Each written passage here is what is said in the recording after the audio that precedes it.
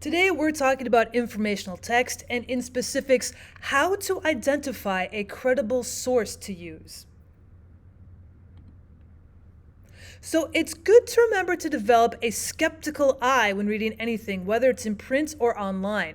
So the skeptical eye is needed because anything written by another human, no matter how much he or she tries to stay away from putting opinions into their writing, it's not written from a strictly neutral point.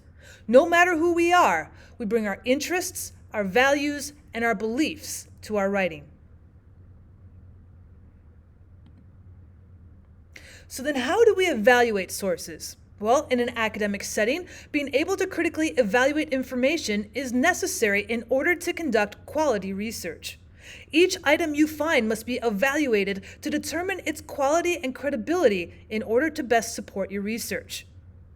In order to evaluate your source, you should consider the following: the who and where, what authority is here? The currency, the when, how relatable is it to today? The purpose, the what is the topic? And then the domain, how is it comparison to others? How is it compared to what your topic is? So let's go a little bit more into those four different types of credibility. Let's start with the authority, the who and where. First, who is the author? What are the author's credentials? Credentials mean anything from their educational background, their past writing, their experience in life. Have you seen the author's name cited in other sources or bibliographies? The publishing source itself, is it a university press? Is it a large reputable publisher? Is the source from a government agency? Is the source self-published? What is the purpose of the publication, and where does the information in the source come from? Does the information appear to be valid and well-researched, or is it questionable and it's not supported by evidence? And then finally, is there a list of references or works cited that you could go back to look for authority?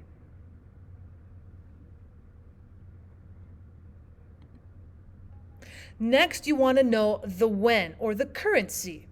When was the source published? Is this source current, or is it out of date for your topic? Some of your topics, it's okay if a source is several years old, but for many topics, you should find the most current when possible. The next is the what of your essay, or the purpose. What is the author's intention? Are they doing some sort of how-to? Is it to inform? Is it to argue? Is it to describe? Is the information fact? Is it opinion? Is it propaganda? Is the author's point of view objective, or are they trying to be impartial? Is the language free of emotion-rousing words or bias? Is the publication organized logically?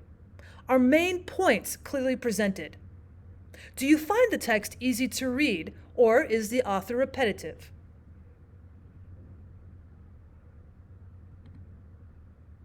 Then we come to the domain, or the how. How the content is delivered to you is important to check as well. Depending upon where you find it, it may be a clue as to how reputable the source is. Usually books are considered credible, reputable sources because a publication company has staked their reputation on it. But nowadays, most of us have a tendency to go out and research online. So when we look at the domain, or the how, is the site's domain last part of a .edu, a .net, a .org, a .gov, or a .com, because they all have different credibilities. If it says .edu, that's an education site, and those are typically from colleges and universities. Typically, those are trustworthy sites for your research. A .gov is used by the United States government entities, and once again, is typically trustworthy. A .org is used for nonprofit organizations, once again, typically trustworthy, but be careful and look at the language, and maybe it might be emotional rousing. There may be some bias on some .orgs. A .com is used for commercial and non-commercial purposes.